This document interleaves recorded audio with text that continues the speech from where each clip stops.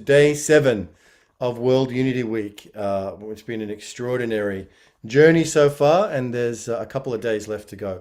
It's wonderful to be here on day 7 where we're celebrating biodiversity and everything that holds the vision of biodiversity in all of its multi-layered meanings as a foundation of life and as a foundation of life for eco-governance, which have been honoring the 7 foundations of life right across World Unity Week. It's a tremendous honor to be here today with Susan Elrich and Rutendo Ngara. Welcome, both of you, to World Unity Week. Thank you. Welcome, Rutendo. Thank you so much. Yes. Thank you very much. And we're very much looking forward to your insights and sharing today about this very important topic for all of humanity. We are going to begin with a little blessing video from Jyoti Ma, who's made a special video for these foundations of life, as in context also about the importance of sacred territories. Let's go to Jyoti.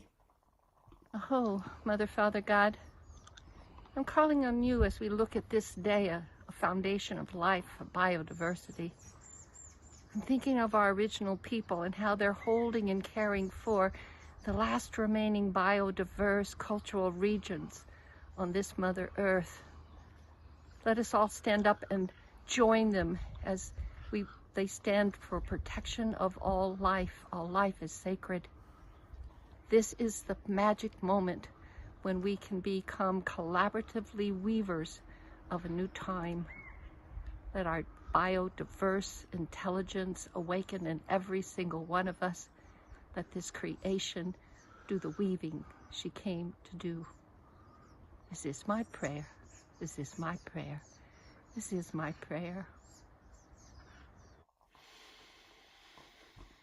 Beautiful. Thank you, Jyoti Ma. And we also have dear brother Sunil Chauchan joining us from the Himalayas in northern India. Sunil, welcome.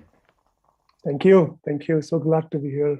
I was having some challenges with the electricity and internet, and just at 5:30, I've got my electricity. So how wonderful. It's good signs. Okay. What we might do, Sunil, is I'm going to do an introduction of all of the distinguished panelists briefly, and we might come to you first, just to answer the question, how do we restore right relationship with biodiversity? But let me just do a brief introduction. Susan Elrich, known as a pioneering conservationist, Dr. Susan B. Elrich is a licensed psychologist, biologist, writer, and practical visionary. She blends insights from nature and human psychology into a new way of understanding our relationship to our Earth and all living beings. She founded Earthfire Institute, Wildlife Sanctuary, and Retreat Center in 1999 to serve as a global model for wildlife and land preservation. Her message focuses on actionable ways to heal our relationship to nature and ourselves. It's a great honor to have you with us, Susan. Rutendo Ngara is an African indigenous knowledge systems practitioner and transdisciplinary researcher from Southern Africa whose professional interests have spanned from clinical engineering, healthcare technology management, socio-economic development, mathematics, leadership, and fashion design. Wow. To the interface between science, culture, cosmology, and paradigms of healing. She's a co-founder of Ancient Wisdom Africa, a forum that seeks to gather knowledge and voices of ancient wisdom and see how these can illuminate the present. She's also the chairperson of the Credo Mutwa Foundation, non-profit organization aimed at decoding and promoting the multidimensional works of African polymath Credo Mutwa. All of our panelists have very long and distinguished bios, so I'm doing abridged versions just so we can hear more from them directly.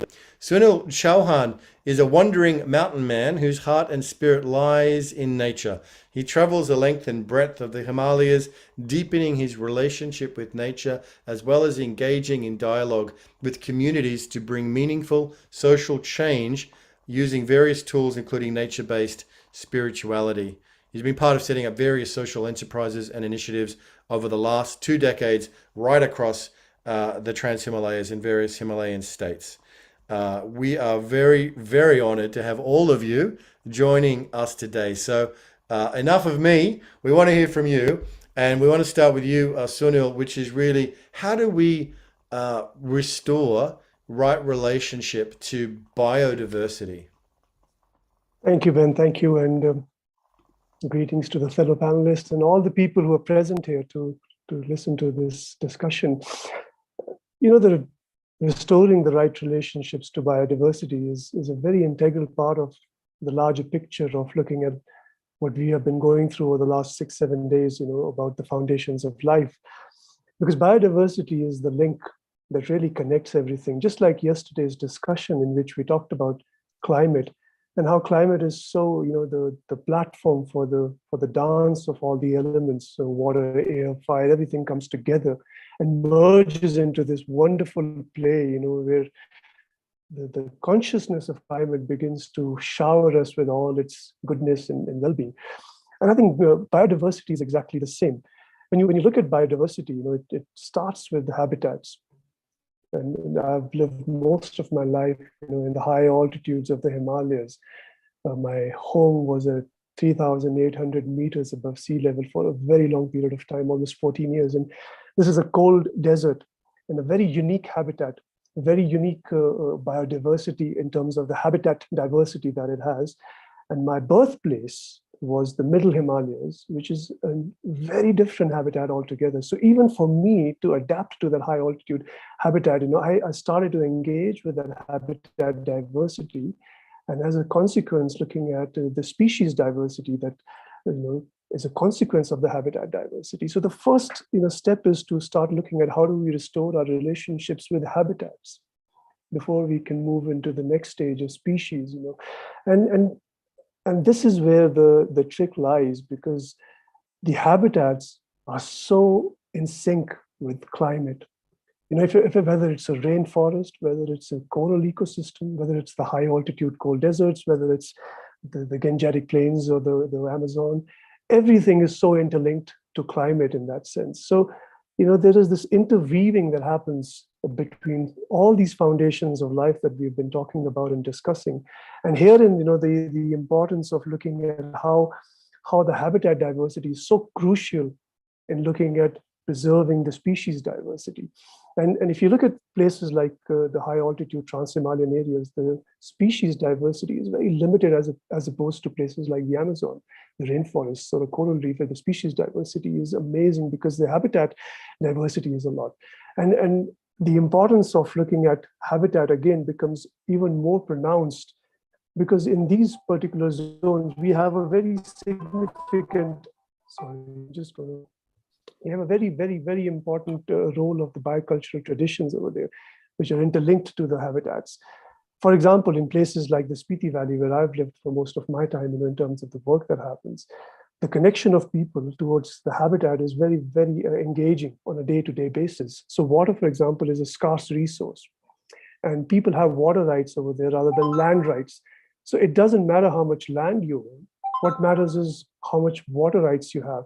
And people can have 100 acres of land, and someone can have 10 acres of land, but the water distribution happens in a manner that the ratio of division of land usage becomes very different. So the importance of looking at all these elements and how people engage with these elements becomes important. And here, if we move to the species diversity from here, the species over there play such an integral role. In my experience in living in the high altitudes, we realized that with climate change, the effect it had on species, for example, the bees and the flowers, they started to change their timings.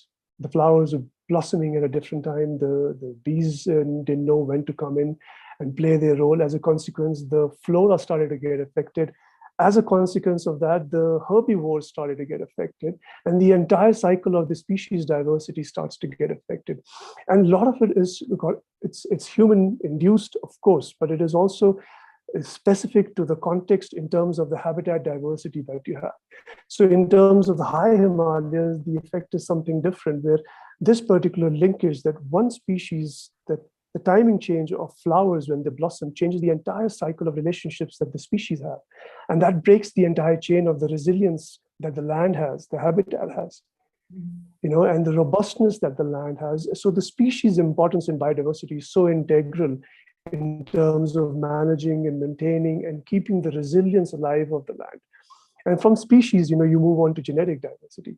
And even on this particular platform, if you look at all the different people, the genetic diversity is so evident, from the color of the skin to the color of the eyes to the shape of the hair so the genetic diversity, so the species diversity and the genetic diversity adds robustness and resilience to the ecosystem that further nurtures, the way everything interacts interconnectedly with each other, whether it's humans who are part of that biodiversity, in terms of the species diversity, we are part of that biodiversity, but somehow I think we have excluded ourselves from that entire dialogue that happens in that space, in the natural space.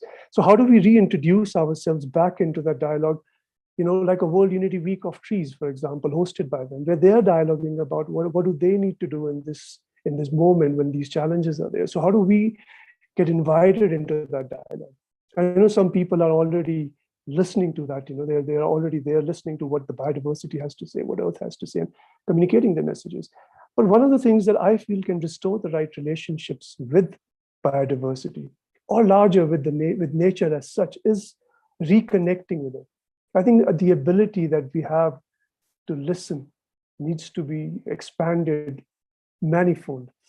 And perhaps we can start with understanding how we can communicate with nature through silence, through being a little more slow, to give it time to engage with it, to spend time in a manner that you can begin to listen to it. What is the tree, for example? So for example, when I'm saying that they are also having this communication, what are they talking about? What is their engagement? How do we communicate with them? And in a slightly conscious community, for example, people who are already asking these questions, this doesn't seem a very undoable task. But there is a large mass of people who are disconnected to the extent that they've lost complete connection. So the idea of living in four walls is extremely okay for people without having access to open spaces. And the majority of the population, now that they're living in that kind of space, slowly that relationship is getting broken. So when the relationship is broken, it's obvious that we're talking about a broken home, because the relationship sustains the whole family together. All relationships are getting broken, and a broken home leads to a whole range of other effects. It leads to disease, it leads to unease of being, it creates conflict in the house amongst the family members. So the larger family is in conflict here. So to mend that relationship, to mend that, and let's just take some examples. If the trees were having this plenary, for example, what are they discussing? Are they feeling the pain of their other trees? The forest fires, for example, in Australia in 2019, 500 million trees were burnt in that. How do you reconcile with that? How do you start to heal the trauma, that is going on in nature? How do you start there? What is the process for that? And I think the first and foremost step in that is to approach nature in a way that you're willing to listen, willing to engage in a silent dialogue with it, to reconnect with it in a manner that you can begin to sort of start feeling what it is that it wants from us as part of their system, as part of that ecosystem. And while we can reconnect the masses who are disconnected, I think the other way to restore right relationship with biodiversity and all the foundations of life is to look at the people who are already living in that relationship in a continued tradition. So what does the past hold for us? What wisdom do they have who have a continued lineage, where the relationship has never got broken, where the chain is still intact? Take, for example, again, in the place that I'm living in, it's just an example from how everything is honored from nature when you start anything. From planting the first seed, you do a celebration of all the elements, you pray to them, you honor them. When you harvest, you again have a festival where you first honor them again. When you chant, for example, in the Buddhist monasteries, where the people who live there from the Buddhism that has adopted the biodivine traditions of that area. So when we look at the biocultural heritage and its relation to biodivinity, for example, it is so interlinked and it's so profoundly presented to the masses, for the future generations, in terms of not having to re-engage in the way I'm mentioning for those who are disconnected, but just to continue that tradition. So in a monastery, when the prayers happen, the first thing is that they blow the conch shell. And the conch shell is basically invoking the water element. And from the water element, people move on into playing the drums, which is the earth element, connecting directly with the heart. From that, they move on to the cymbals, and the cymbals is the fire element. Then the flute comes in, the air element. And at the end, there's the gong, ether. Each and every element is invoked before any prayer is done. And so this biodivinity that is being honored, through every action in their lives, from sowing the seed to praying in a monastery.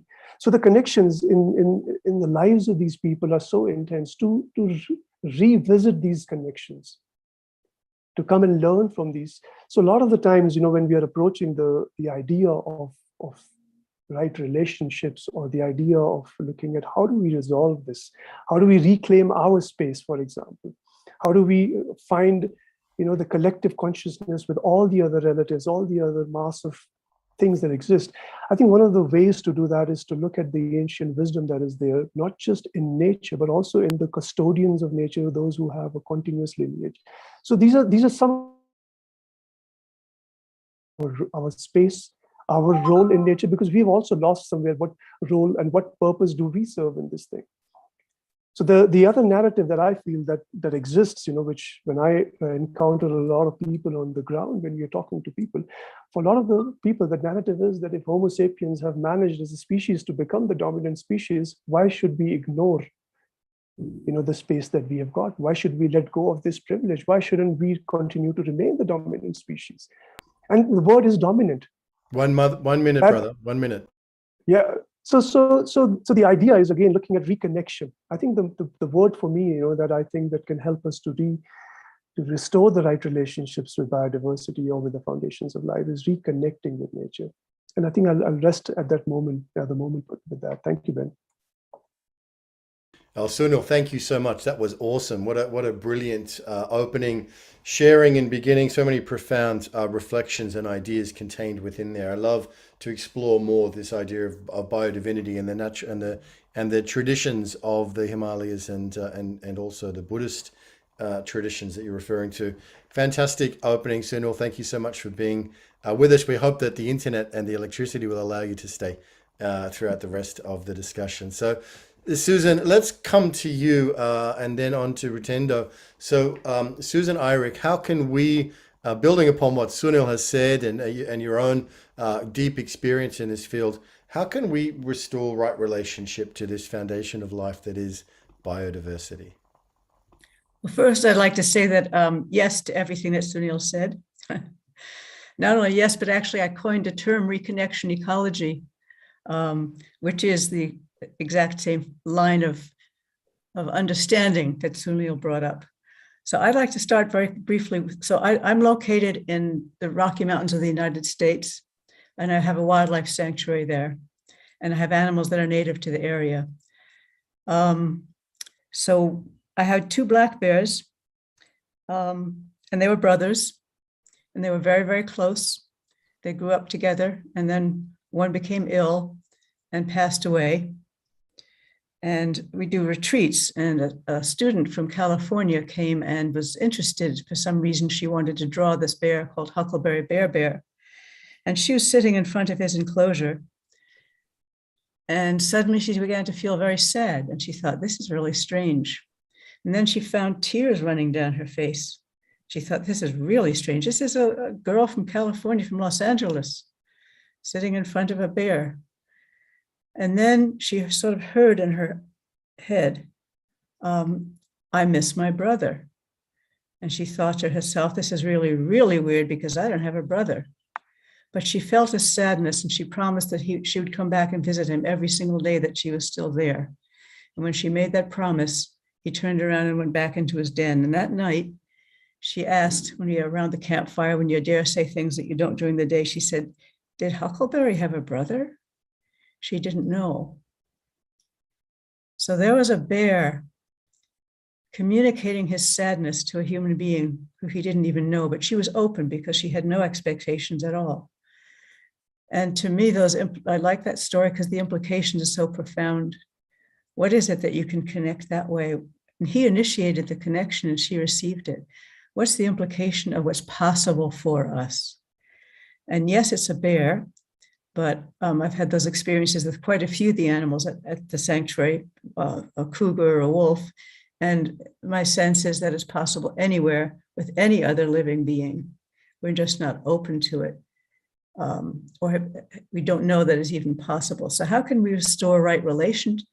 To expand our sense of community, to truly include all living beings. That means truly include them as equal.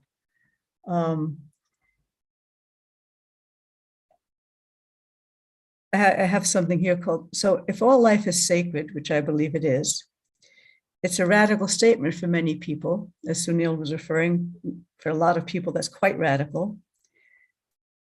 But if we believe it, it means a profound reordering of how we live, consume, and function together as a society. But we need this radical shift to solve our ecological and social crises. Human consciousness must expand to connect with all life, with its multitude of wisdoms, intelligences, and spirit. We need to connect deeply, fall in love with other life forms. That connection opens channels through which flows information and strength and healing, and leads to creative, practical solutions. So connection versus disconnection, every connection is critical. I understand that we have to use the word biodiversity because it's a huge topic and it's an abstraction. But anytime we do an abstraction, we as human beings are in danger of losing our grounding.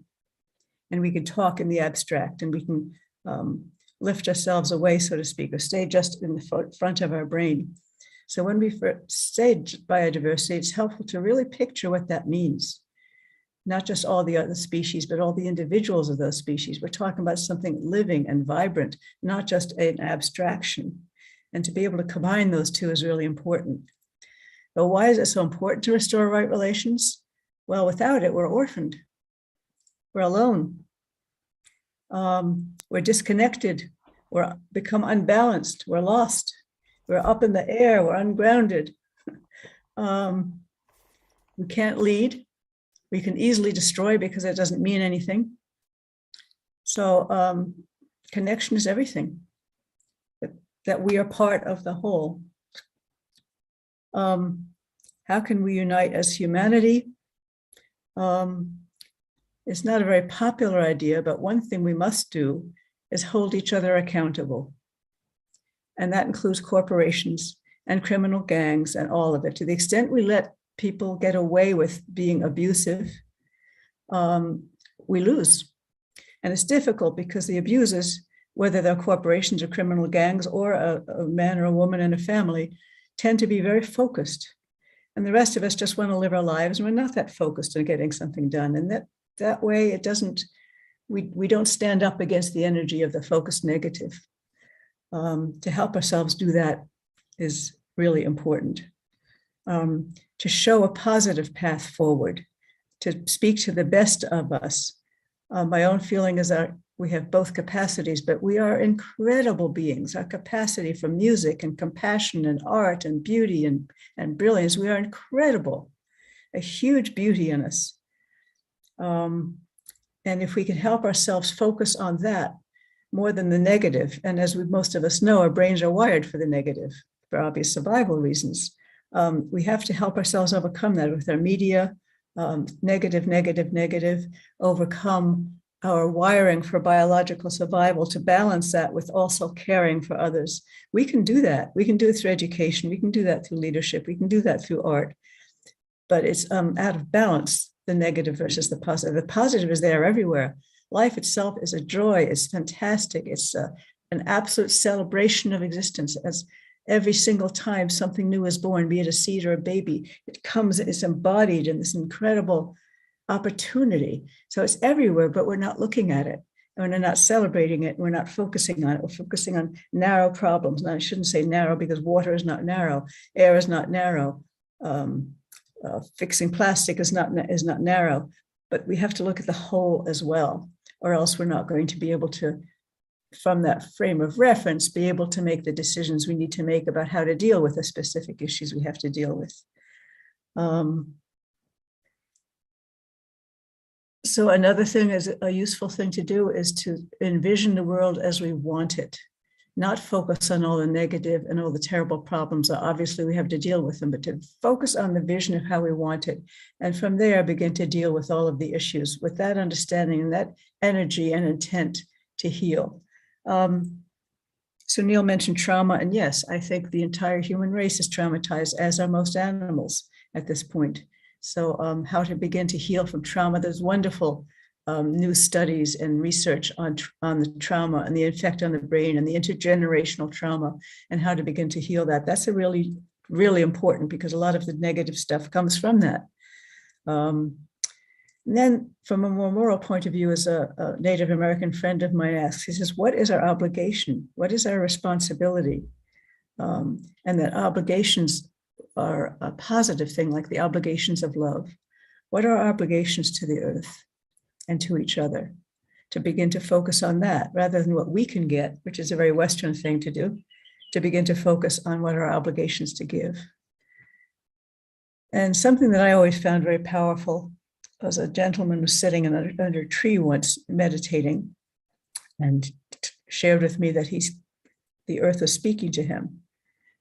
And there was a conference, and it was human focused, as almost all conferences are, because that's how we're wired. And we need to overcome the human focus and think larger.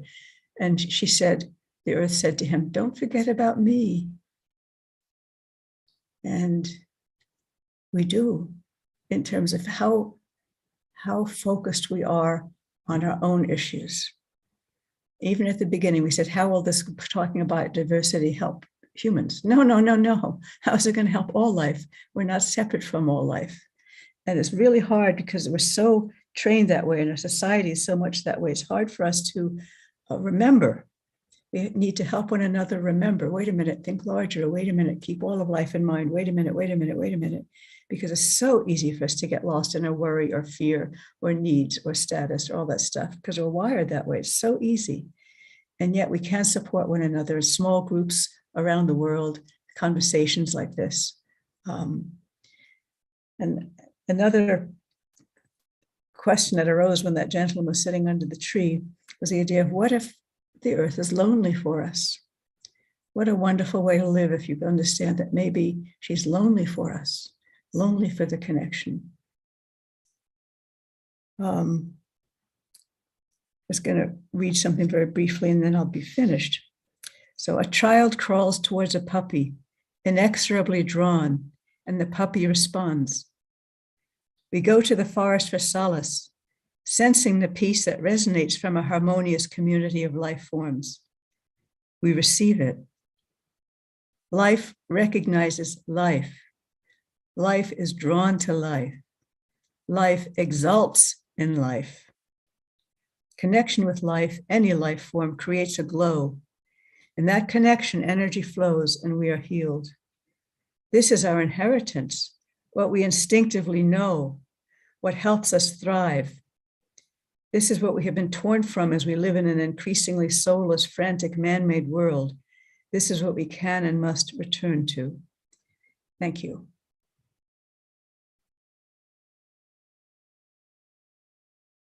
Susan, thank you. Beautiful. And connection ecology is something we can all learn more about. Your incredible contribution and falling in love with nature. What a beautiful, beautiful invitation. There's a comment in the chat from Elena Mustakova, Susan, that says, so powerful to point out the need to hold each other accountable. Eco crimes numb us. Thank you. We are indeed so orphaned, we've even lost sense of it. So thank you very much, Susan. We'll have some time to come back to you for some more reflections as we go forward. Okay, now our third speaker we're very excited to bring up is Rutendo Ngara. Rutendo, you've heard from Sunil and from Susan. How would you add to that, or what would you offer in terms of how do we do this important work of getting back into right relationship with this biodiversity as a foundation of life? Thank you so much, Ben. And it is such a pleasure to sit in the circle of this esteemed panel with the incredible inputs from Sunil and Susan. And I can only weave in within the tapestry of their wisdom. I'm mindful that today we had this 5 planetary alignment when Mercury and Venus and Mars and Jupiter and Saturn lined up in the sky in a planetary order with the crescent moon. And I believe this reminded us of the unity of diversity. And from our indigenous African perspective, each of these celestial bodies actually represent core principles that work in complementarity with each other in an interconnected, interdependent, and interrelated manner, reminding us of mutual duality. And I believe that many lessons in right relationship can come from the indigenous way, that way that recognizes this interconnectedness, interrelatedness, and interdependence of all facets of creation. That which reminds us that when nature speaks, as we heard from Susan, the indigenous way is to listen. That which reminds us that the way to recognize that Mother Earth and her fiery core of Grandfather Geb are not isolated from the whole, whether it is the microcosm or the macrocosm, whether it is the microscopic pathogenic world, or whether it is the solar system, the galaxy, the universe, and beyond, that this sentient being both serves and is served by the whole. And following the indigenous ways to uphold the precursor of nature, which we call here neter. And this is the all-pervasive force that pervades, persists, and subsists through all that is and all that is not. It is the creator, the created, and the uncreated. It is the undefined, the formless, the nothingness that is at the same time the underlying factor of all objects in the world. And the indigenous way is to hold this paradox. It is to uphold the sacredness of nature and to be both restorative and regenerative, where desecration may have occurred. And in serving the biodiversity of this incredible place that we are, this Mother Earth, the indigenous way is to recognize that our part in the cosmos, as opposed to the anthropocentric view, that we are not a part of, but we are a part, we're not apart from, but we are part of. And so I believe that many lessons in right relationship can come from the incredible diversity of existence.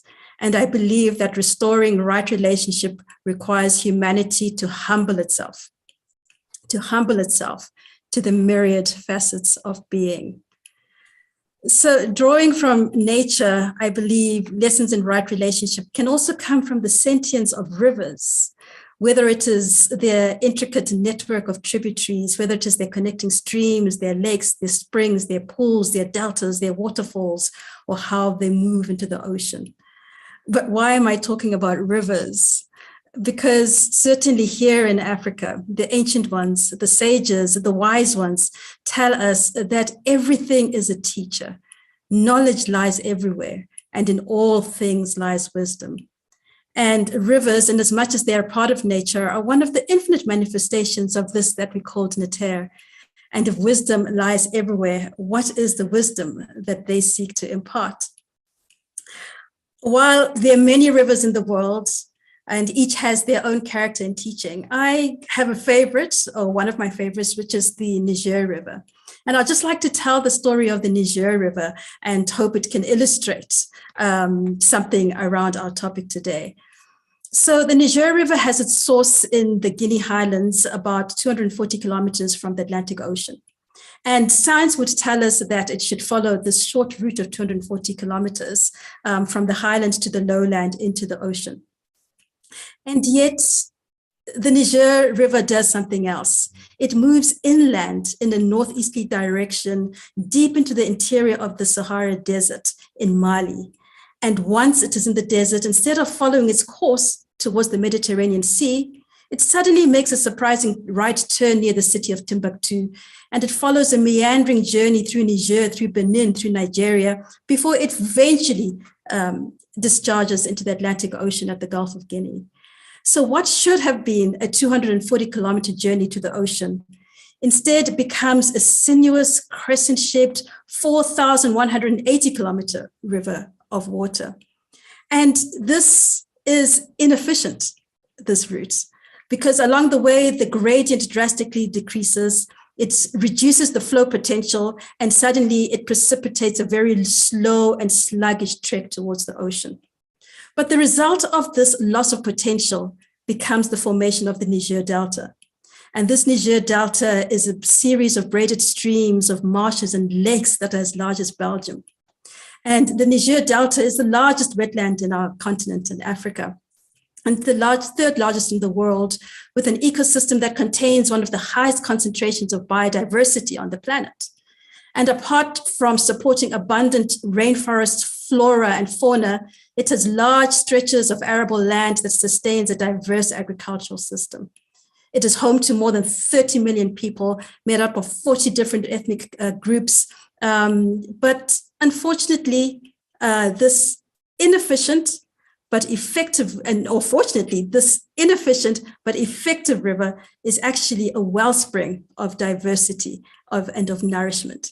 So I believe we can learn from this ineffective or inefficient effectiveness of the Niger River as in taking the route less traveled.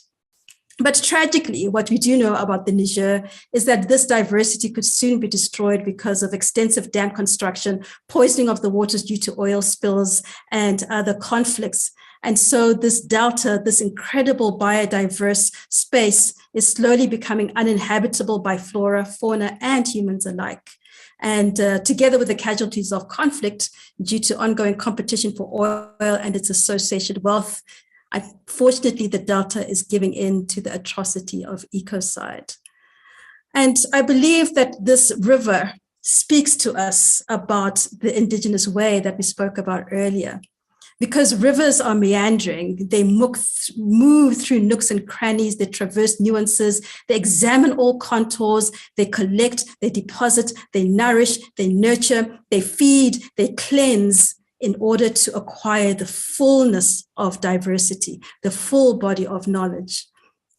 And apart from the limits of the banks which give the rivers form, they go beyond boundaries, they move with gravity, and sometimes venture against it. They come in multiple forms and traverse many mediums. They are not limited by disciplines, but they're limited by the great expanse of life and death. And like the Niger, they did not necessarily take the shortest route, that which would tell us is the most efficient route, but they take the most accommodating route. They take the most effective route. And therefore, they take everything into consideration, and thus everything with them on the journey. And because of this, they're an oracle, they're a diviner, they're a seer. And this is the reflective, flowing aspect of nature, or neter. And so we learn from these rivers that our indigenous way and the knowledge and the knower and the praxis or the practice are one, they're united. But another lesson that I love from the Niger River is that in taking the way less travels, it seeks to find the other. It seeks to find the parched, dusty, arid plains of the Sahara. And so I believe that many lessons in right relationship can come from effective inefficiency. And many lessons in right relationship can come from seeing the other in the biodiverse universe in the mirror and realizing it is me, realizing it is you, realizing it is all that is, and realizing that it is neter. And in this realization, we then come into what we here in Africa is called the principle of Ubuntu. And Ubuntu sources from the all-pervasive force that is actually Ntu. And Ntu manifests in many, many forms. It manifests as the reasoned form, we, the humans, those that have reasoned beings. But it also manifests in those that have come before, the ancestors. It manifests in those that walk now, and it manifests in those that are yet to come. And so there's this interconnected web between all that is. But Ntu does not live only within the human form. Ntu manifests in all things, all unreasoned beings, all that is impacted upon by Muntu, which is the human being. And it includes trees. Muntu, the person, is a tree. The tree is a person within our Ubuntu cosmology. But it doesn't just end there. Ntu manifests itself in time and space in Hantu. It manifests itself in modalities, in the intangibles. And so when we follow this Ubuntu way, or this way of Ntu, then we realize that many lessons in right relationship can only come from being advocates for Ntu.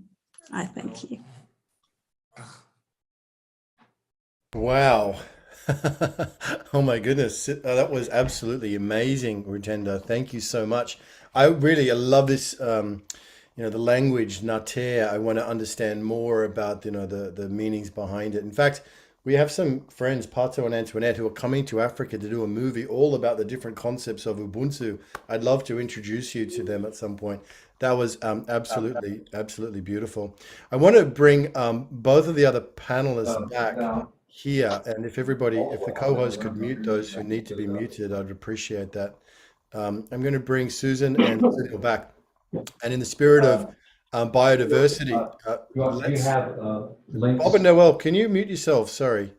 We're going to bring everybody back and have a final conversation around everything that's been shared. And by the way, I love, in World Unity Week, we've been honoring eco-governance has been played a very important role, and also honoring the nature elders.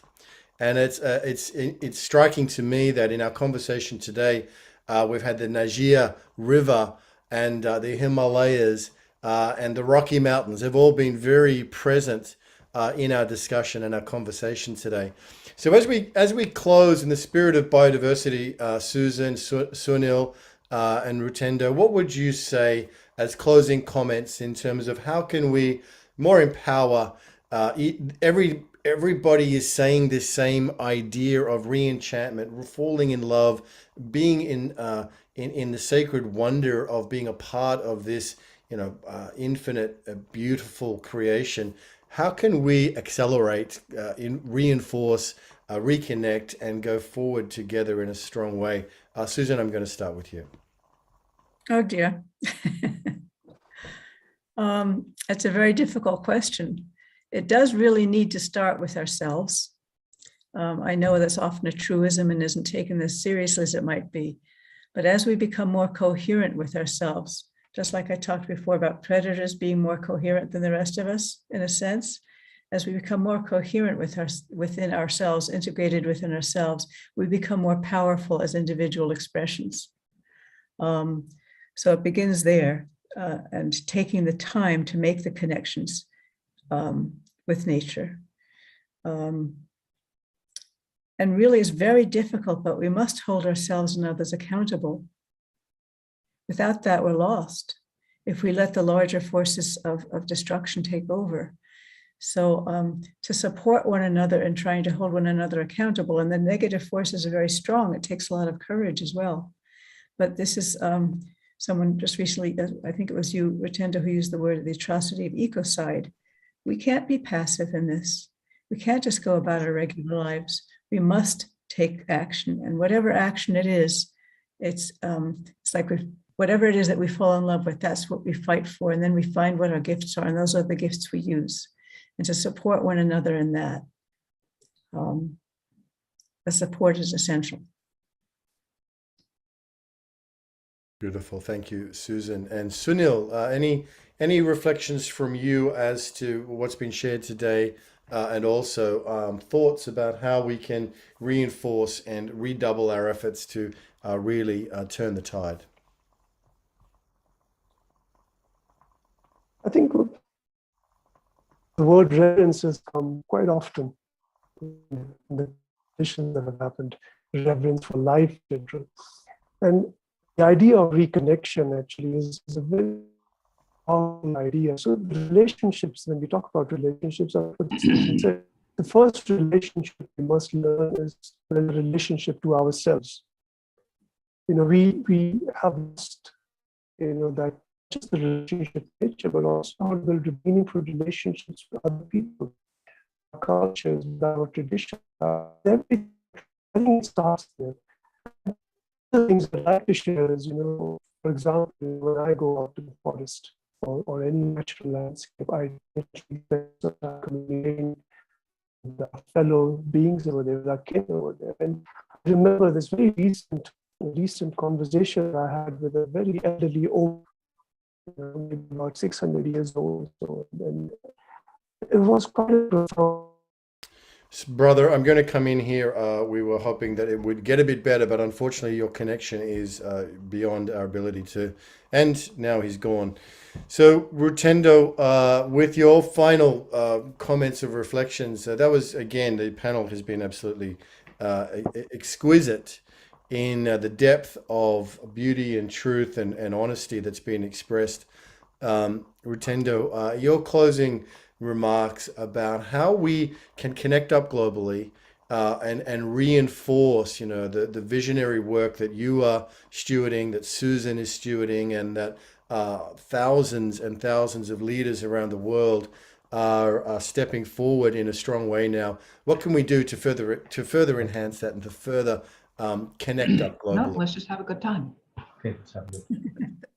Thank you so much, Ben. I think, I would look into our ancestors and especially what our indigenous elders would do in taking the practice of circumspection. And what they taught us, they taught us to take a step back, to take a deep breath, and to survey the entire terrain. They taught us to take things apart and look at the outer differences, in the process of segregation.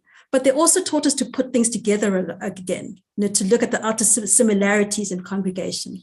And then they went in depth and they looked at inner differences in analysis, or they integrated the core, looking at the inner similarities in synthesis. And so I think we need to have this analytical, synthetical, critical approach that our indigenous elders would have. They sought the truth that would withstand the scrutiny of the cosmic trickster and the scales of divine law. And so, for instance, if a king was affected, they would work on strengthening the warriors. And if the warriors were affected or afflicted, they would work on clearing the environment. They would clear the waterways, the meridians, which eventually lead to the king. And where the environment was affected, they looked to the stars. They communicated with different realms of being. They communicated with the ancestors, and they divined.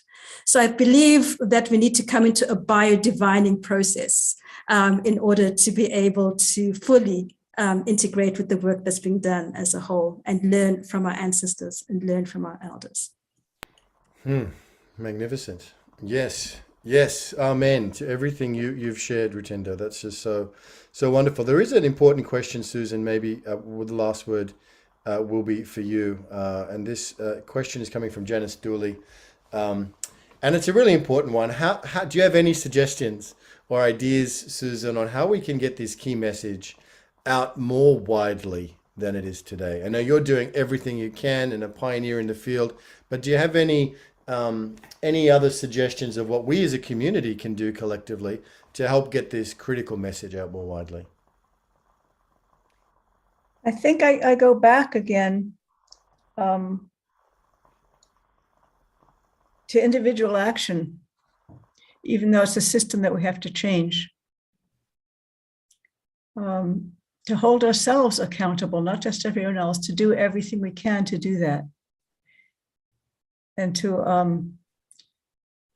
interconnect with one another like this, like, for instance, perhaps Rutendo and I should be speaking together, for example, or the three of us should be speaking with one another and enhancing one another, the indigenous wisdom and the wisdom I have from the animals and the wisdom that Sunil has from living in the Himalayas. But I think most of all is to hold ourselves accountable to do everything we can. Beautiful. To hold ourselves accountable and each other connected. Thank you, Susan. Sunil, you've come back. I just want to give you a moment to share a brief closing thought. Lindsay, you've got your hand up, but if you have a comment or a question, could you put it in the chat for us, please? We just have a short period of time left. Sunil. I think one of the beauties of the World Unity Week is, like what Susan said, this connections, there's dialogues, this interweaving of different ideas and thoughts, of also of the commonalities, the collective sort of reassurance that we get that, yes, these are the right approaches that we have. We're thinking in the right way. We're talking about the right relationships. You want me to put in the chat? And when we think about right, for example, we're also talking about rights for nature. I mean, a lot of the countries have adopted this model where they're saying that let rivers have a right let them have a right as we have the right. Since we are part of nature and we are looking at rights for ourselves, why not share these rights with other entities that are existing collectively to create this beautiful, beautiful existence that we have, and all the benefits that we get from it? How do we share them more meaningfully?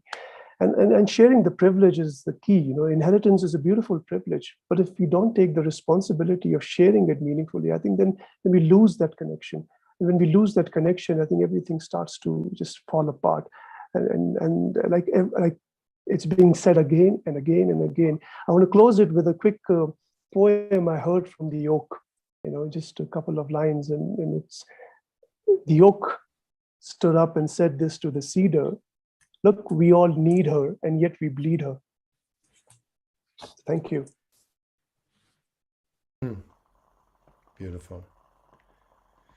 Thank you, Sunil. Thank you, Sunil. I notice Lindsay hasn't managed to get her question or comment in the chat, so I'm going to give you an opportunity, Lindsay, to say what you wanted to say. I notice you're on a phone, so it's a bit hard to type it all out. Go ahead, Lindsay. Oh, okay, thank you so much. So I was in charge of sustainability for a college in New York City, and I participated in this rating system that's been very influential in creating change. And it's called ASHE Stars. And I was surprised to see that there was nothing in that rating system about preserving nature or about our relationship with nature. And so I've been working with, there's a group who's trying to incorporate the rights of nature into the Sustainable Development Goals from the UN. And I told them, why don't we try to get it into this sustainability rating system that colleges use? So anyway, so I've created this website called Redefine Sustainability. And there's a ladder of engagement for students from trying to change the definition of sustainability. So it includes thriving nature and the concept that nature is not just resources for us to use, but it has its own intrinsic value. And then take a bunch of steps to try to actually infuse this into our culture and actually take steps into trying to preserve nature. And so if you want, I need people who are very eloquent. You guys are all eloquent, the speakers, but I wrote down my email address and the website address. Right now it's under password protection, but if you write to me, I'll tell you the password. But I think I've been just trying to think about. We can get that in the chat, Lindsay. Thank you. Right. Thank you very much. Thank you so much. Thanks, Thank you. everybody. Congratulations and thank you. We'll take that as a comment. Thank you. Okay, wonderful. Well, I really, on behalf of World Unity Week and Eco Governance and all of our community, really want to deeply thank you, Susan, Elrich, Rutendo, Ungara, and Sunil Chauchan for giving up your precious time to come and share these critical messages with us. We feel blessed and informed and enlightened by your wisdom, and we look forward to seeing you again. We are on a journey. This is just day 7 of 99 days of peace through unity, which is building up to Peace Week in September, which is our climax moment, which is the 40th anniversary of the International Day of Peace. So we hope that we will see you again, Susan, Rutendo, and Sunil, as we journey forward through these important moments and critical moments in our world's history. Thank you for being with us today in World Unity Week. I am going to close just with a beautiful message from Purpose Earth, our beloved sponsors of this event, the generosity to make this free to the world. All these incredible speakers from around the world are put on free through the generosity of Purpose Earth. So I'm going to play a video from our friends there.